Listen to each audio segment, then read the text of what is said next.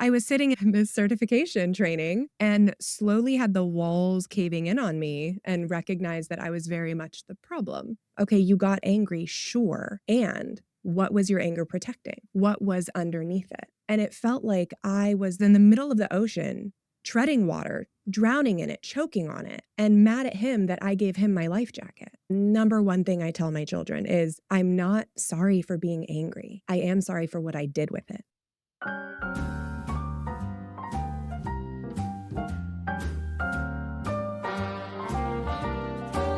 Hello, everyone. Welcome back to Marriage IQ. Heidi, I feel very angry right now. Tell me more. Right before we hit record, you got some news that apparently really ticked you off. Tell me about it. Well, I have a day full of meetings tomorrow that I have to cancel because one of my providers is not showing up to work. Wow. That's a high cost. Yeah.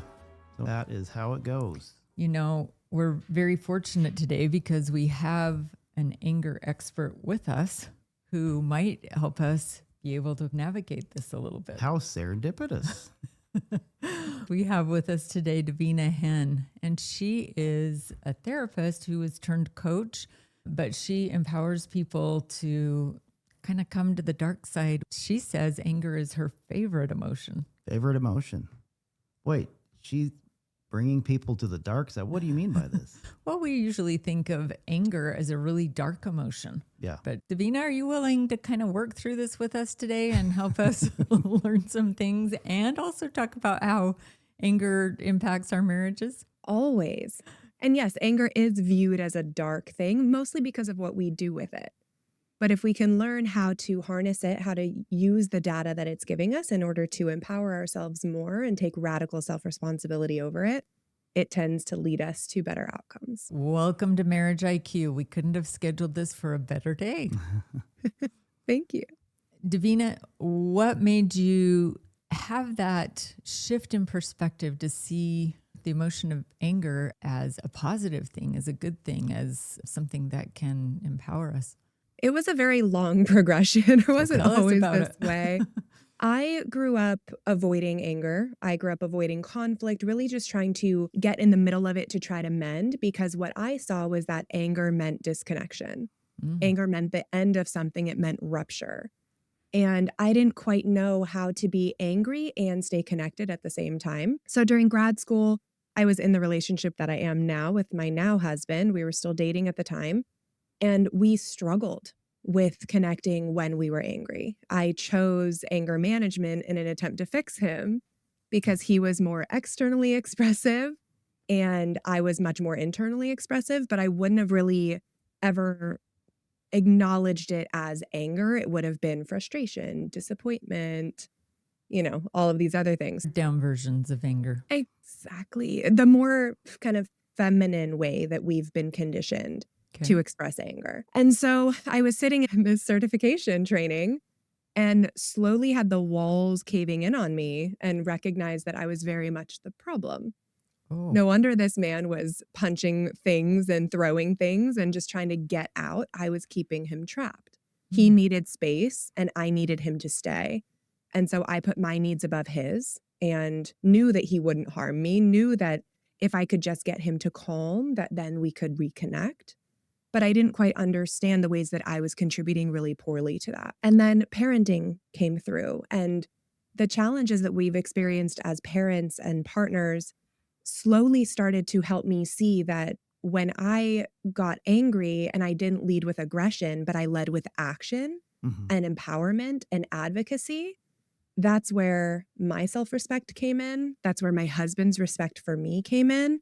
And I started to see that it could really be this catalyst for really beautiful changes in our lives. And that's when it very slowly, incrementally changed the entire way that I view anger. So you're not suggesting that we do away with anger, right? It still needs to be present.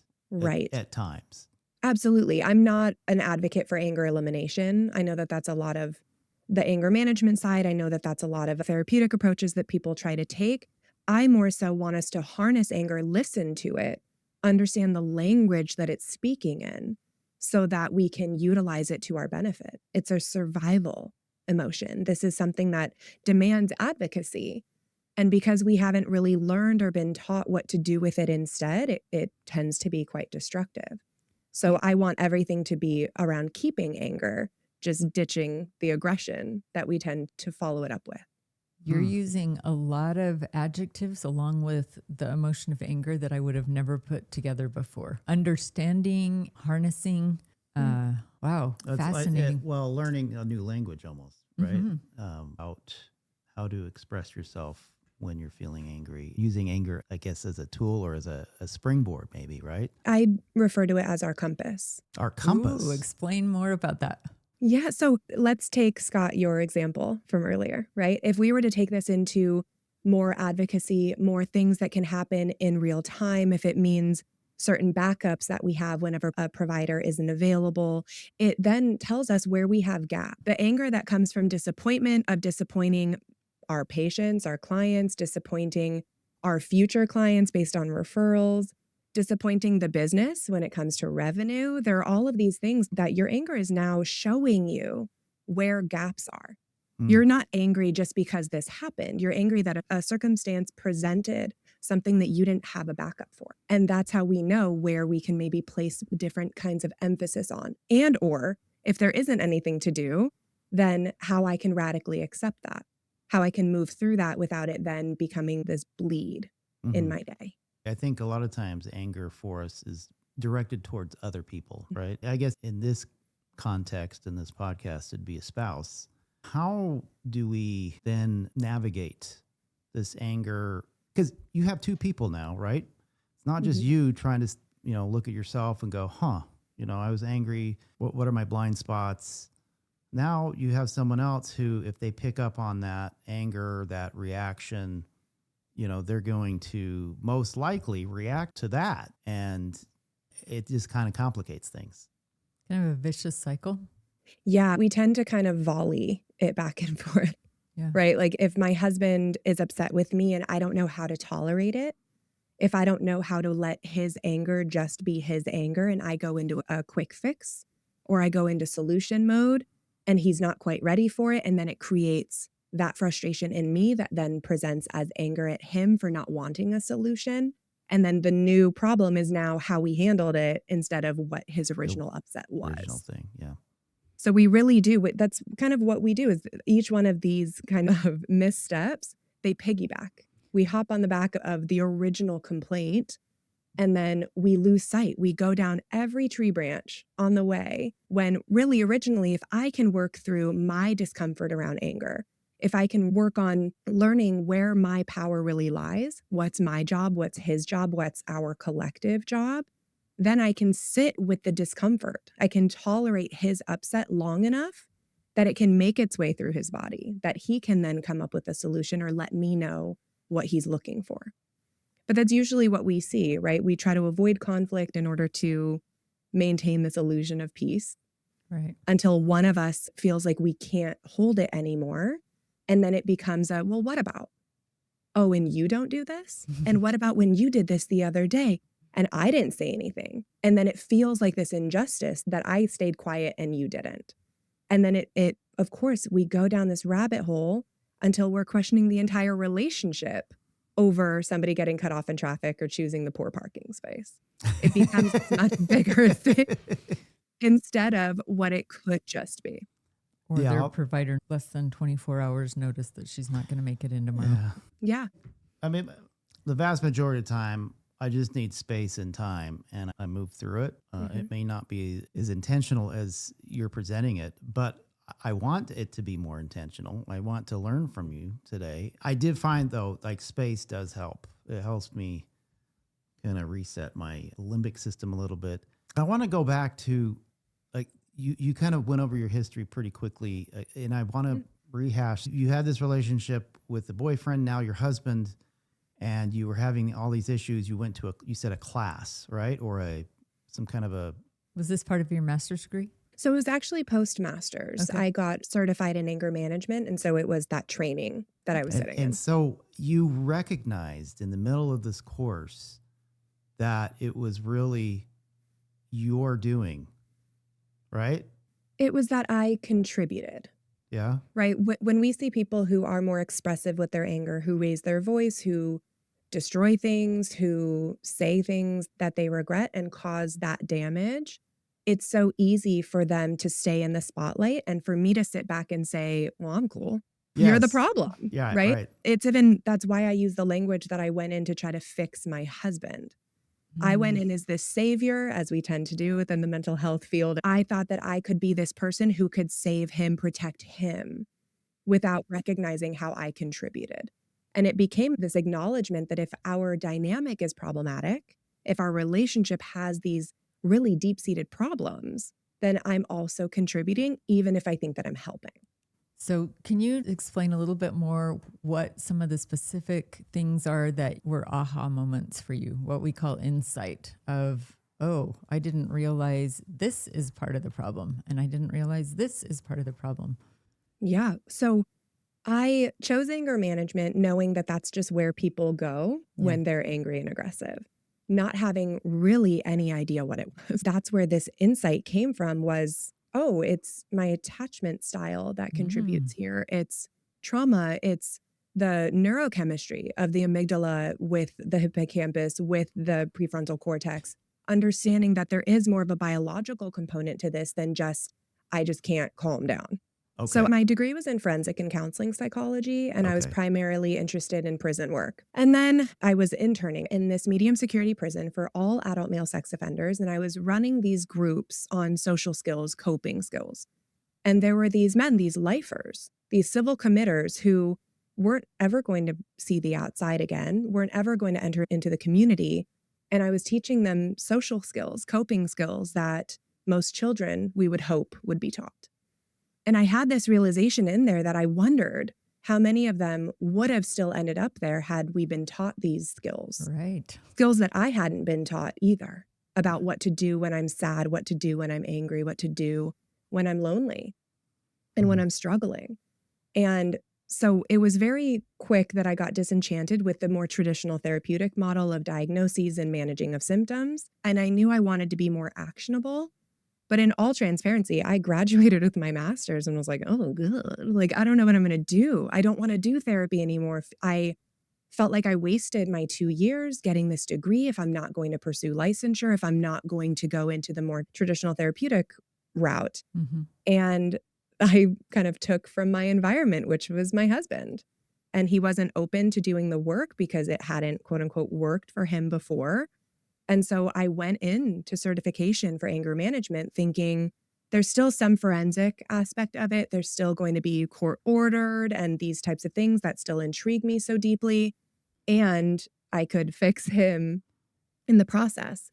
And it was through that that I learned what anger management actually is and the tenets of it that most none of us are taught. It's this criminalized clinical treatment as opposed to something that should be part of our regular vocabulary in the same way that we need an emotional one. Taught in elementary school, you said. Yes, at any point. In our homes? At any point, right? We place so much emphasis on intellectual literacy and none on emotional literacy. Wow. We do talk about emotions here a lot and how to navigate those, especially when they're overwhelmingly flooding. But I would love to hear, what do you recommend to increase our emotional literacy? Yeah, it's our vocabulary, right? It's our vocabulary that we assign to the physical sensations that we experience. So now, as a mother of 2 boys, they're 6 and 8, I'm raising men. And my husband and I are working very hard to ensure that they don't suffer and struggle in the same ways that he did. So we start by acknowledging what's happening in their bodies, letting them become more aware of their heart rate, their blood pressure, their breathing patterns, the things that upset them, and helping them tie language to that then ties meaning to it. So you're saying like, I feel angry or I feel frustrated, Or is there other language that you tie to that? Yes. maybe even just going with, I feel that my heart rate's getting faster. I feel my breathing is faster or whatever it is. Yeah. And it's that for the most part, we're taught mad, sad, glad. Those are really the words that we tend to assign to the emotions that we feel. And we forget that there is a psychosomatic experience. There is a physiological response first before we attach meaning to it. So yes, to that point, we do talk a lot about that. I talk to my children like anger being armor because it is a secondary emotion. It's a protective survival emotion that comes after something more vulnerable. So we talk about armor. Okay, you got angry, sure. And what was your anger protecting? What was the soft and squishy inside? What was underneath it? And so it's one of these things that my elder son is very annoyed by, and he rolls his eyes and was like, you always say that. But it is, and I hope that it's those things that I used to say to my mom about you always say that. And I hope that these are the things that they remember into their adulthood, that they tell their kids how annoying I was about it. But it is that I want them to understand the message it's giving us. Anger is the result. We need to understand what's beneath it so that when they get angry, they have the capability of acknowledging my heart's pumping. I need to calm my heart before I can really think. Everything's swirling. Now isn't a good time.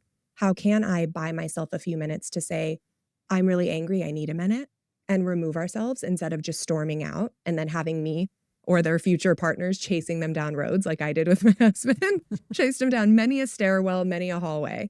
And it becomes this that they can start advocating for themselves in real time before they know what's happening. We tend to think that we react and then we process in silence and quiet, and then we come back around. What I'm advocating for is acknowledge it a little bit faster, be able to say, I need a minute, and then go process it, attach meaning to it, and come back with a solution, not just this whole mess that I now have to clean up, and then hope that I can get to the original upset. So that's easier through a text, right? Because we don't have to respond to a text immediately. We can do some of that work to process things. But I think especially for those who have any kind of attachment issues, what you're saying is, I need a minute, I'm going to be back. This kind of goes along with John Gottman's stuff. I need to take a few minutes by myself. I will be back, and then we can talk about it. Is that what you're saying? Yeah, and I'm really working to model it as well. I still raise my voice. I still say the wrong thing. I still live with regret. It's more so about acknowledging the path of least regret and attempting to take that. So they'll see myself and my husband say, I'm just too upset right now. I need a minute and I'm going to be right back. I'm going to go. And then sometimes I'll do it in real time. They'll watch me quite literally breathe, shake things out. I'll hum. I'll do things that help stimulate that part of my body so that I can show myself I'm safe. The anger can go away. I can release that energy and I can get to the root of what it is. And a lot of this is through modeling. A lot of this is helping them see that anger is a really good, beautiful, powerful emotion. And we don't have to lead with aggression to get those needs met. I love the idea of the compass. It shows us where we're lacking, where our gaps are, where maybe we need to make some changes. Yeah, and most of the time, the changes come so abruptly. It's I've been tolerating this for so long and now I've just had enough. And so then I will go into more of a black and white thinking. I've tolerated this so much and now the marriage is done. But we don't really think. All or nothing. Exactly. And or we get upset. What we do with it is so poor that then we have to rethink the entire thing. Mm-hmm. Which then leads to anxiety, right? And bleeds into other negative emotions as well if we don't master or manage the anger that we're feeling. Yeah, we catastrophize. We want to avoid it. And most of the new model of what I take in my work is not just from my master's or from my trainings and certifications. They're from my own marriage. My husband and I nearly separated 5 years ago, following all of this, following our inability to repair after rupture, our deep desire to avoid as much as we possibly could so that we could just keep things moving and not put the energy into it, not really knowing how to. And his alcoholism got to be quite wild, and I thought I was helping. And in retrospect, I was just enabling and hoping things would get better until we came to this point where we couldn't deny it anymore. My husband had a full plan to end his life. I walked in, everything changed. He got the support that he needed. And the longer he stayed sober, it was at his actual 3-month sobriety, he came home with his chip and he gifted it to me and was just like, look, this is what I'm doing. This is where I'm at. And because I had been tolerating things for so long and contributing poorly in my own ways, sure, I saw him getting better and I felt worse. Ooh, The why? longer he stayed sober, the more angry I got at him. Hmm. And so much of my work was, what is this? What does that Yeah. mean? I'm proud of him and I'm happy for him. Why am I also even more mad at him than I was when he was using, Wow. when he was drinking? Yeah. And that sparked so much introspection for me and really digging in deep to understand that that's where the separation talk came from. That's Mhm. where I was just like, I think I've gotten to a point of apathy. I should be happier that Mhm. you're sober. And instead, you're going against this narrative that I expected, which was for you to fail. I don't want you to fail, but I've been conditioned to expect it. And what do I do with that? How do I lead with this? How do I repair this anxious attachment that I have, this codependency that I have? That means that if you stay sober, it'll be my job to keep you that way. If you relapse, if I eventually lose you to suicide, how will I keep myself from blaming myself? And so much of this work came from, how do I radically accept that I am so deeply affected by you and that there's quite literally not much I can do about it? And when we talked about, quote unquote, saving our marriage, we both radically chose to take self-responsibility and rewrite those narratives, work through healing our attachment, work through understanding what our needs were before and just the crummy ways that we chose to attempt to get them met. And everything snowballed in this really terrible way, but in a way that I'm so deeply grateful for now because we've been able to do this work so effectively and lead with this marriage and continue this marriage, his sobriety, my work, in a way that feels achievable, that I never saw coming. So anger totally changed your marriage, changed your life. Well, I just back a little bit. Yeah. So it sounds to me like it was probably emotionally safe for you to just status quo, right?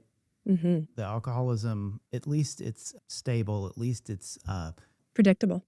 predictable, you know, and I want to come back to that because I think a lot of people and probably even a lot of our listeners are in a situation where, like you said, kind of a codependency thing, and they don't know it. A lot of us don't know it, right? When it's going on, and life is just easier, simpler, more predictable, like you said, Even if and it more stinks. more convenient to continue this enabling type of action, because what you just said is you didn't want to go back there. Why are you so angry? And I think people fear this emotional trauma, baggage, work, all these things that are going to be so hard by working the system, working the program, and they just stay in this for the rest of their lives. Like they live in it. Dysfunction. Mm-hmm. I see this quite a bit, actually. And from a medical point of view, somebody had a disease, a chronic disease, and their partner, their spouse, they did everything Caretaker. for them. And they magically got better. Medical technology fixed the problem. And everything just went to hell in a handbasket in that relationship. And you think, oh, just like you just said, this is great. This person got better. We fixed him. And what happened is there's just so many years living in this codependency type enabling relationship that the husband developed a new disease that became worse and worse over time, and they just went back into their old ways. And that's how they lived out their life. Solve the marriage problem. Her to go back and be the caretaker. Everyone's safe, everyone's happy, everyone's comfortable in their roles. But what you're saying is you had to confront this anger. Why am I angry? Because my husband's doing the program, right? He's getting better. And that's hard. That's emotionally so hard. It was the acknowledgement that I felt it and also a deep level of disgust with myself for feeling it at all. And that's what I think ends up happening is we feel righteous things. Our emotions are data. They're telling us something, but we're so quick to judge them that then we stifle it. And it was one of these conversations that I remember, oh gosh, I remember talking to my husband and saying like, good for you. You know, he brought home this chip. He brought home a book on Al-Anon for me. And I had such a deep level of like, forget you, screw you. Like, I don't need to be fixed by you. You created this rupture. You did all of this. And it became this incapability of me at the time to see that, yes, I was trying to help and I enabled this. Yes, I was trying to help and I kept it secret from everyone. And we tend to only really keep secret things that we are embarrassed of, things that we might be demanded to change and just don't feel capable of. So I remember this day, we're sitting on this bed and I told him, everyone around you is just baby birding you. You go into this treatment center, you get this diagnosis, you get this entire care team all around you. And then you go to AA and you get this entire team all around you. And I'm here with our two boys who are 4 years old and 1 year old. And like, where's my mama bird? Like, where is my support? Where is this group around me? And it was during this conversation that I had that dawning of, I don't have that. And that's why I'm mad at you. That's why I'm mad at him, is that he has this entire team around him built in who's so proud of him for getting sober. And it feels like it's all on him. The benefit is on him. The credit is given to him. And it felt like I was this person who was in the middle of the ocean, treading water, drowning in it, choking on it, and mad at him that I gave him my life jacket. He has too, and he's just bobbing up there, doing just fine. And it was in that moment that I realized I gave him mine. I was so worried and making sure that he got the adequate care that he needed, that he found the right men's group for AA, that he did all of this, and I didn't do any of that for me. And that was my resentment. My resentment was envy of his experience, envy of his people who he had around him. And that was when everything really started to shift. And I said, oh man, I need a care team. I need people around me. I need credit here for being this person holding these kids down and holding this home here, keeping a happy face on for my kids while you're doing all of this work. And very slowly, very incrementally, I started saying the ugly parts out loud. And my husband slowly became able to hear them without going into a shame and doom loop about it. And we started just being able to share things and express things without an answer having to come of it. That we were able to just say, hey, this is what my experience is. I don't know what meaning I need to take from it, but I need it to have life. I need to be able to say this. And we worked through assigning new language, that it wasn't just mad and angry and livid and frustrated. It was disappointed, insignificant, small, scared. And once we could really assign that language to it and expand our emotional vocabulary, understand what these emotions really meant to us, that's when we were able to make these changes. That's when we were able to lean in on each other instead of battling over who has it worse, whose experience was harder, who was more damaged. It became this thing that we could work together to learn a new language and get really fluent in ourselves and each other while also maintaining good boundary and adjusting our attachment and healing through the work that we were doing. So you're not saying don't speak your truth, don't speak your experience and your emotions and your frustrations. You're saying learn to sit in discomfort when you're listening to your partner express some of those things without feeling defensive or without feeling shame and doom.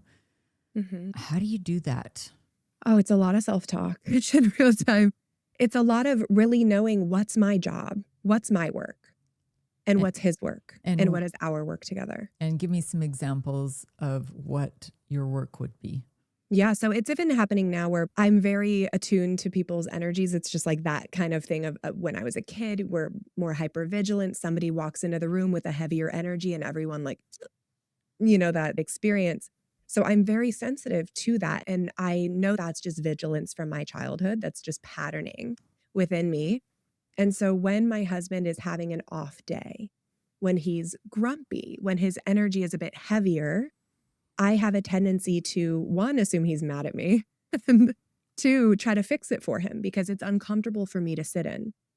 So I start with just acknowledging that something's off. I check in with myself to see if there's something off within me. Mm. And if not, I go to him and I don't say what's wrong. I constantly recommend that we don't start with what's wrong. It's putting the burden on someone else to share it. And it's also relatively accusatory to say that something's wrong with them right off the bat. So I'll say something like, your energy shifted. What's on your brain? Ooh, I love that. Your energy feels heavier today. Is something weighing on you? And if he says, I'm fine, nothing, my work is to say, well, I'm here if that changes. I would like for you to let me in. If you're not ready for that, that's totally cool. I get it. I'm here when and if that changes.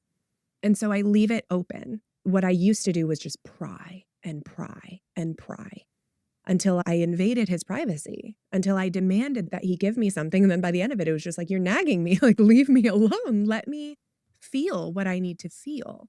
While you were nagging him or chasing him down an alleyway or whatever to get Yep. that information from him, then he gives it to you. And then what do you do with it?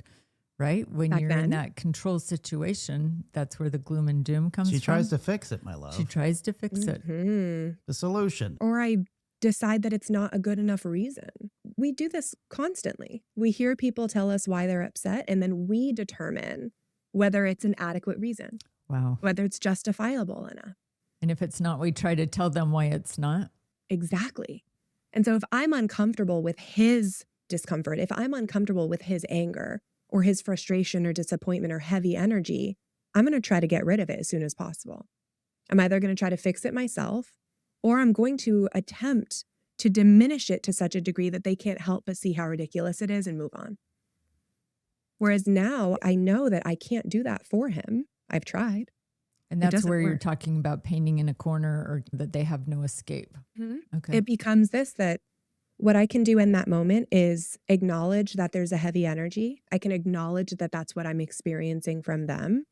Give them an opportunity to offload it with me. Give me your raw data if you still haven't kind of pieced it together yet. See if I can be this person for you that you can think out loud with, and I won't take offense and I won't make your problem my problem. And if you're not ready, how do I soothe myself to tolerate the fact that they are not ready? And that's most of where my work comes from. He's more traditionally avoidant, if not disorganized, attached. I am deeply, deeply anxious. And so my work is becoming more secure so that I can say, okay, he's just not ready. I have faith that he will be ready at some point. I have faith that we will work together to remedy it. And in the meantime, what can I do for me? I used to be mad at him for not being ready to open up to me because I couldn't be okay until we were okay. But if I can acknowledge that we will, that I trust the future version of ourselves, even if it's 4 minutes from now, to be able to navigate this together, then I can sit in that discomfort for longer. And I can also allow for it to be that sometimes he doesn't need to talk to me about it, and allow for that to be okay. That's not disconnection. That's not emotional neglect. That's him handling his stuff for himself without needing me. When I hear that someone's angry, I think of more like you're talking about the external demonstrations of that. But I think it's interesting that you're shining light on the fact that a lot of us, and as you pointed out, women often hold it inside. Do you feel painted in a corner or corralled with that kind of anger as well? Yeah. So my husband's was always very typical masculine, aggressive, right? Expression.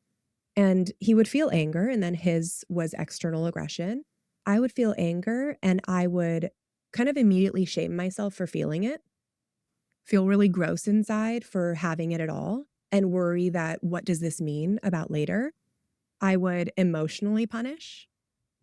Without realizing it, I would unintentionally emotionally shame him for not being able to adequately hold his anger. It would come up in different ways where I didn't actively, intentionally withhold intimacy, emotional, sexual, all of those, but I did. And there would be times that there was this discomfort in engaging in certain ways with him if I was mad at him. And then I learned that it wasn't just about me or just about him. It was about our dynamic together.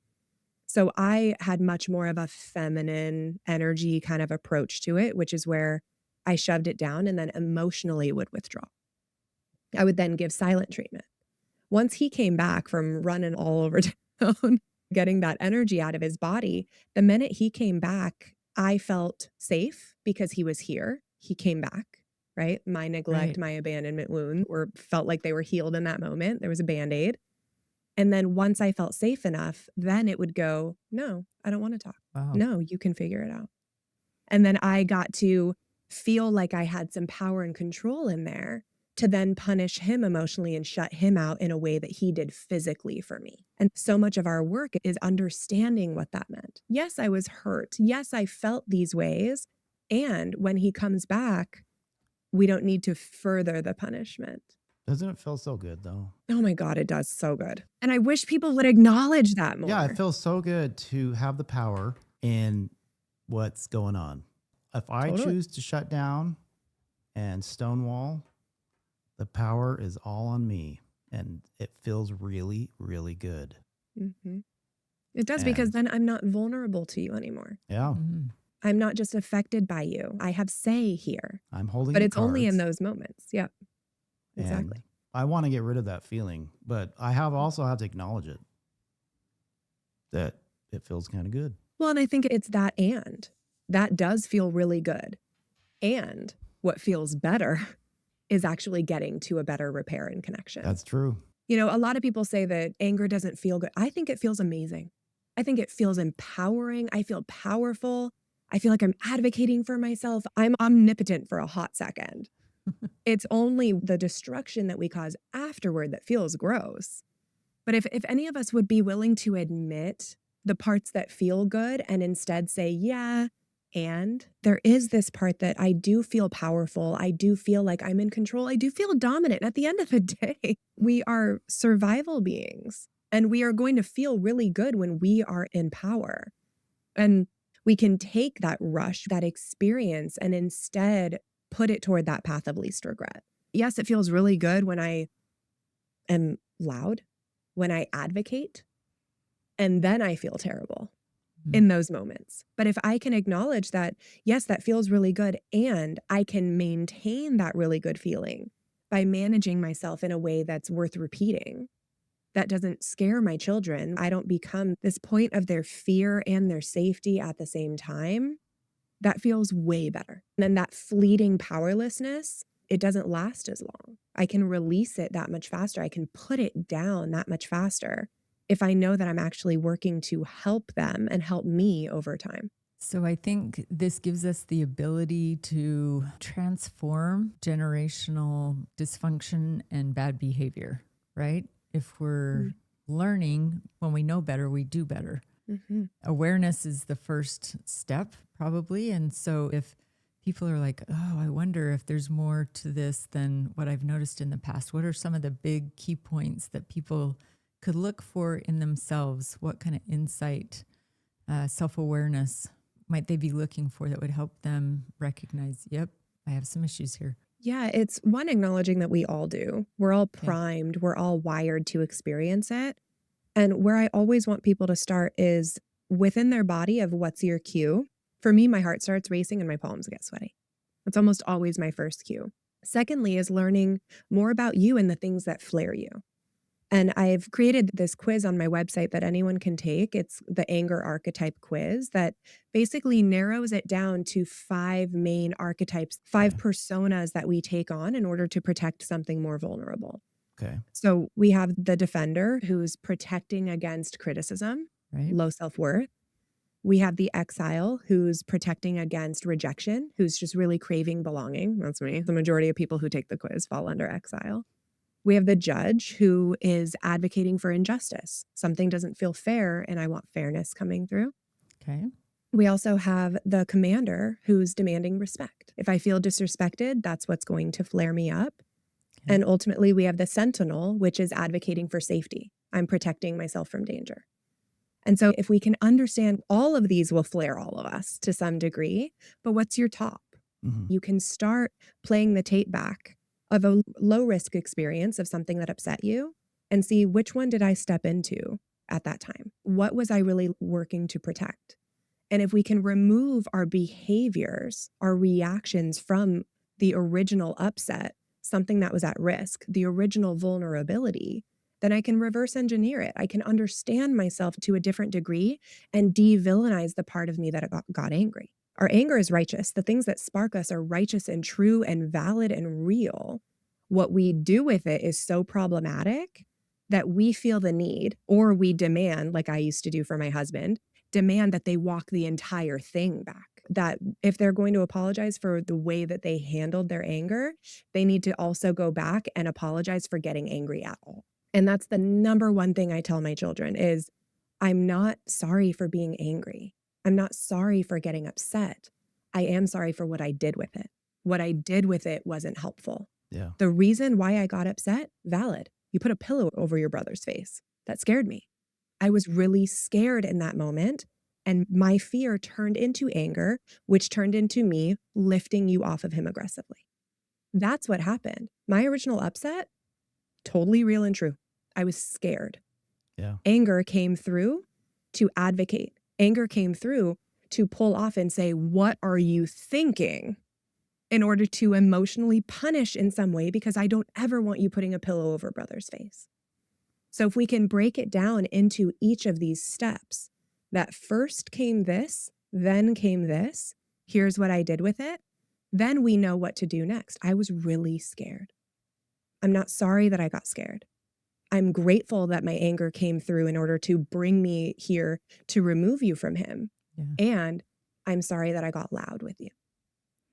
I'm sorry that I allowed my fear to come through as aggression.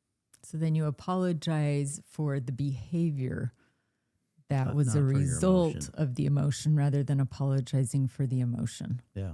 Exactly. I like that a lot.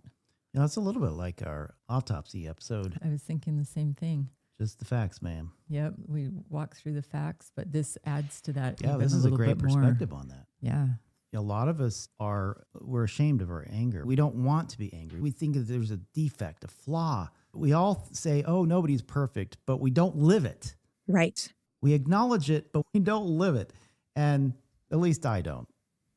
And I think I'm a lot like a lot of people. I'm never supposed to be angry again. Never. And you're saying, no, actually be grateful for it. It shows you where the gaps are. And it protects you in a way, or, Yeah. you know, it's a reflex. Yeah. Yeah, it demands you take action for advocacy, right? And I think it's something that we haven't understood for such a long time. Anything we don't understand, we villainize because it's the unknown. But if we know what to do with it instead, right? My husband grew up in a household that was quite aggressive. His father was quite aggressive. And so his whole thing growing up was, well, I'm not going to be like that. I'm not going to be a dad like that. Okay, well, what are you going to be instead? Right? We focus on that. I won't get angry next time. I won't get loud next time. I won't call you a name. I won't throw things, break things, punch things. Okay, well, you're not telling your brain what else to do instead. We're not focusing on what we do want to do instead. Yep. Right. And that's what anger helps us do, is really see where my gaps lie. Where am I vulnerable here? Where am I at risk? And what do I do about it? Love it. This has been so awesome. And I'm sure a lot of people are going to want to go take your quiz. Where do they find that quiz? So it's on any of my socials, is at A Steady Space. It's all linked there, or they can go directly to my website, which is A Steady Space, and it's right there on the homepage. Study or steady? Steady. A Okay. steady space. My whole thing in the naming of my practice was really that I don't want there to be so much focus on happiness or the highs or so much on the lows. My goal in life in general is to feel steady, to find my balance, feel like even if I get a bit off kilter, I can find my way back. And that's what I work to do for my clients, is help them make any space that they're in their steady space. All right. Wonderful. Good one, Because yeah. we always teach that To change the stinky or the stale parts of your relationship first requires a change in yourself, and you demonstrated that beautifully today. We need to look at both of ourselves and how we are integrating and working together to manage those emotions that typically are considered really negative. Thank you so much for being with us here today. We hope that you'll check out our social media this week and our YouTube channel. And until next week, We'll see you on another exciting episode of Marriage IQ.